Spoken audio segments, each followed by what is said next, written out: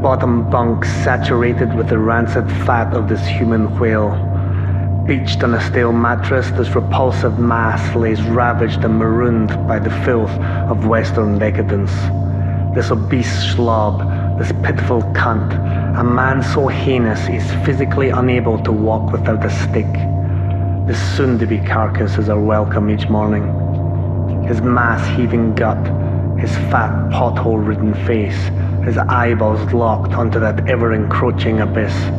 Unable to lay eyes on his own shriveled cock, the sex tourist laden with a sodden limb biscuit, there's nothing left to numb his existence. And what sane person would take a dollar from this monstrosity? There's the old crack adult hooker down the street, you know, the one with the cabbaged cunt. That one with the butchered flaps that bounce slowly from the inside of her veinless thighs as she crawls after every Western reject in sight, begging for just one more prick.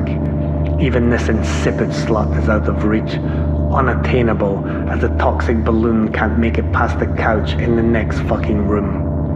The couch where 3 times a day he leaves his rotten bed to sit next to a table in front of the television, wallowing on the sofa, dripping with exhaustion from the journey and slamming shallow fried pig into that gaping hole in his fat fucking face. Pus, sweat and toxins flee from every pore and escape hatch. A wet paw reaches cautiously for a tissue. Slowly and carefully he dries his necks. But even the single life comfort, this lard-ridden breakfast, reeks of a solitary pain. Tales of Trump saturate the screen. A corporate merry-go-round redundant of perspective. Reporting the latest diversion, his glazed, weedy eyes fail to register. His eyeballs secrete a gluttonous venom. Nothing can divert his thoughts, which focus solely on death, hoping it comes quick, hoping it comes fast. A social pariah, the Israel of the human race. No one in the room can see past his grotesque mass.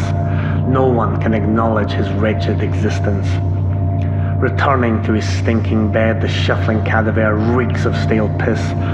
Incapable of washing his own heaving bulk, the overpowering stench of a grown man so hideous, he is physically unable to wash his own vomit-smelling corpse. The needle punctures his huge revolting gut, but why bother? What sane doctor would write a prescription to keep this pig breathing? Do us all a favor and fucking die. Slit your fat fucking throat and die. Just don't do it anywhere near us. The repulsion of the obese. In another pit of misery resides an even older loner. His teeth protrude violently from a lower jaw with an overbite so large he inadvertently chews on his own vile head with each vicious grin. Looking down, it doesn't get any better. He lies back on his bed, displaying complete disregard for his own nauseating appearance. His bald, beetroot head lays contently on the sodden pillow as a perpetual stream of potential online sex slaves fill the stagnant, dark air. Live in real time, these desperate whores face off blindly to win the reward of his crumpled old cock. Dropping his phone, he sits up and straps a metal lower leg to what's left up top. He stands, hunched to attention, as he eyeballs the prospective journey ahead. Carefully, but quickly, he begins to propel himself in the direction of the bar. Jesus, take that fucking stump off the table. People are trying to eat in here. He clearly doesn't care. As long as that prostitute eyeing him up on webcam doesn't see it, who the fuck cares? Maybe she'll be into it. Maybe this attractive lady in her mid-30s always wanted a desperate old white man with 1.5 legs and a face that a shovel couldn't fix. Maybe she'll deep-throat that stump, thrust it up her cunt and ride it like a racehorse. Maybe stumps are all the rage around here. But let's be honest, every one of these candidates are simply whores enticed by the spectre of a used, ill-fitting wedding dress, complete with the cum stains of a previous failure. Supply and demand. There's enough poverty around here to ensure every old lonely bastard from the West can buy a ticket and take that ride. Yet there's no clues to be had. What happened to the rest of that leg? Where did he leave that shin foot?